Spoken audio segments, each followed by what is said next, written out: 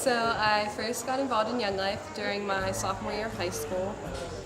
My friends had been going to club, actually at David Henderson's house, and I'd been hearing a lot about it, and I just knew that I wanted to go and to find out more about it.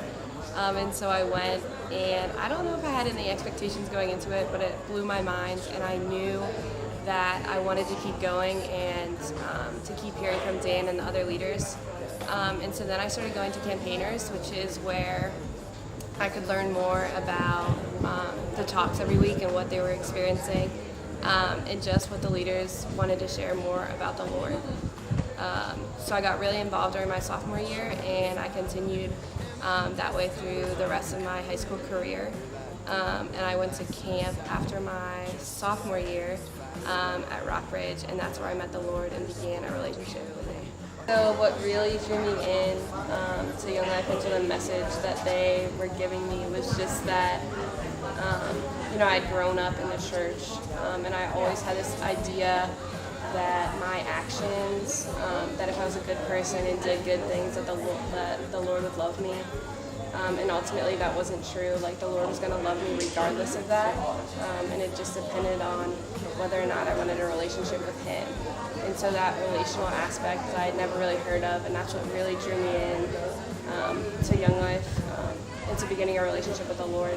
And I also feel like my Young Life leaders did a great job of that because of showing me the relational aspect and how they loved me. They weren't just texting me on Monday to come to club. They were texting me throughout the week to just hear how I was doing and what was going on in my life, and I had never had that before in my life, and I thought it was kind of weird that these leaders who barely knew me seemed to care for me so much, and that's really what drew me in.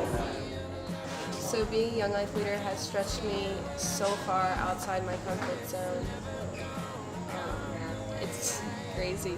When I think about going into the student section on a Friday night, I didn't love the student section in high school, and I still don't really love it.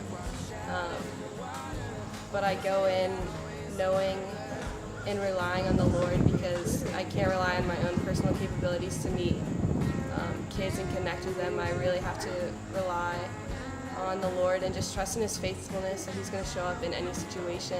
Being a leader has also helped me grow my faith, because I'm surrounded by a community of believers who are running the race alongside me, and can help encourage me and push me and spur me on to just love kids and share the gospel with them, which has been such a gift, and it's just an awesome community to be a part of. I knew I wanted to be a Young Life leader when I got to college, because I wanted a front row seat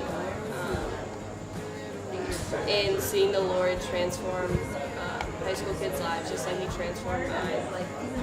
And I just wanted to be a part of something bigger than myself. I knew coming to college there are millions of clubs and organizations and just events that I can put my time into.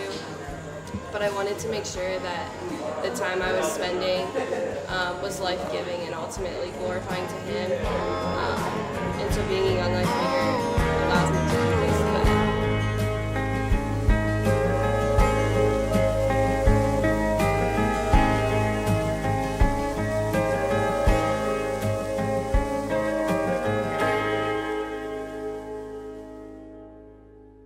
Well, we first met on Halloween last year when I was trick-or-treating with a bunch of my friends, and you were there too because they're your friends too.